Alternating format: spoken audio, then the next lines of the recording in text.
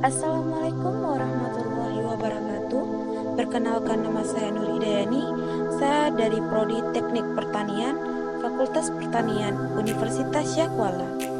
Di sini saya akan menjelaskan secara singkat tentang gelombang elektromagnetik. Apa itu gelombang elektromagnetik? Gelombang elektromagnetik adalah gelombang yang memancar tanpa media rambat yang membawa muatan energi listrik dan magnet, atau disebut juga dengan elektromagnetik. Gelombang elektromagnetik tidak seperti gelombang pada umumnya yang membutuhkan media rambat. Gelombang elektromagnetik tidak memerlukan media rambat sama seperti radiasi. Oleh karena itu, gelombang elektromagnetik sering pula disebut sebagai radiasi elektromagnetik. Ini adalah gambar dari gelombang yang mana di sini menunjukkan panjang gelombang, arah medan listrik, arah medan magnet, dan arah gelombang. Sifat-sifat gelombang elektromagnetik: tidak memerlukan media rambat, termasuk gelombang transversal, dan memiliki sifat yang sama seperti gelombang transversal. Tidak membawa massa, namun membawa energi. Energi yang dibawa sebanding dengan besar frekuensi gelombang. Medan listrik atau disimbol dengan E selalu tegak lurus terhadap medan magnet atau disimbol dengan B, dan sepase. Memiliki momentum.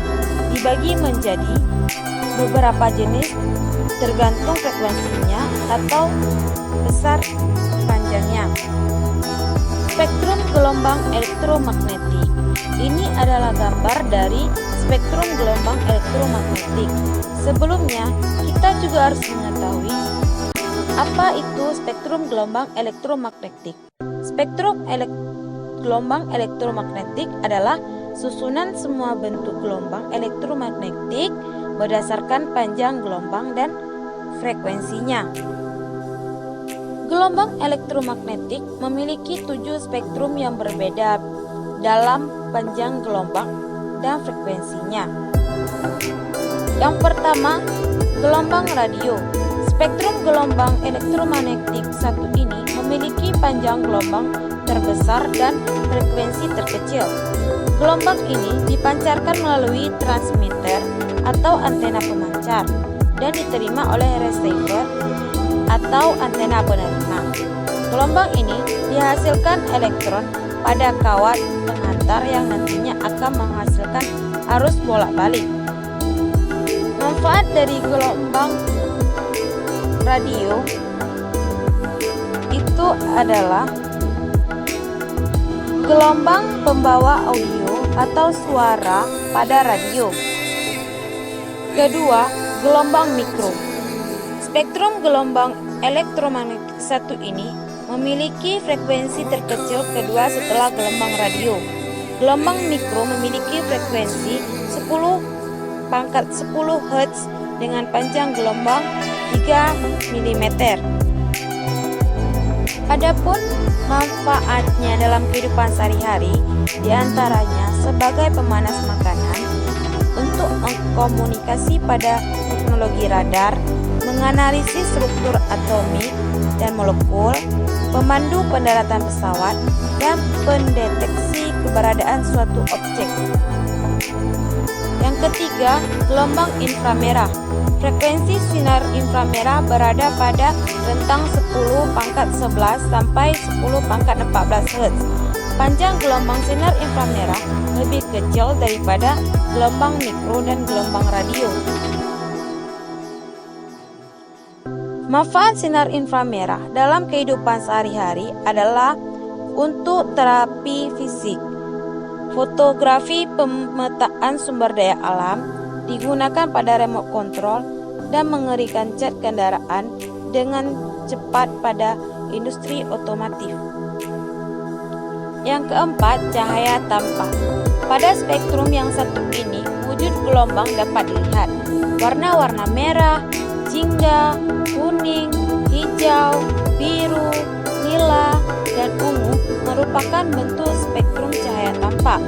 Cahaya tampak memiliki frekuensi 10⁻15 Hz dengan panjang gelombang 400 nanometer sampai 800 nanometer. Cahaya ungu menjadi warna yang memiliki panjang gelombang terpendek dari cahaya tampak. Manfaat dari cahaya tampak adalah sebagai sinar laser yang digunakan pada bidang telekomunikasi untuk menyiarkan suara, gambar, atau sinyal melalui serat optik. Sinar laser digunakan juga di bidang kedokteran untuk mendiagnosis penyakit. Di bidang industri, sinar laser digunakan untuk mengelas dan memotong lembengan baja. Yang kelima, sinar ultraviolet. Sinar ultraviolet merupakan spektrum gelombang elektromagnetik yang memiliki frekuensi 10⁻15 sampai 10⁻16 Hz. Panjang gelombangnya 10 sampai 100 nanometer. Sinar ini dihasilkan oleh radiasi sinar matahari. Manfaat sinar ultraviolet diantaranya untuk membantu proses fotosintesis atau asimilasi pada tumbuhan, pembentukan vitamin D, membunuh kuman penyakit, mensterilkan ruangan, dan memeriksa keaslian tanda tangan di dunia perbankan. Yang keenam, sinar X.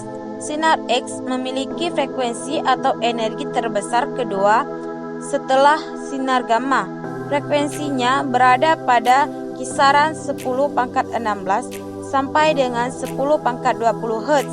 Sinar ini biasa disebut sinar Röntgen yang dihasilkan oleh aktivitas elektron berkecepatan tinggi yang menumbuk logam. Tumbukan ini disertai pelepasan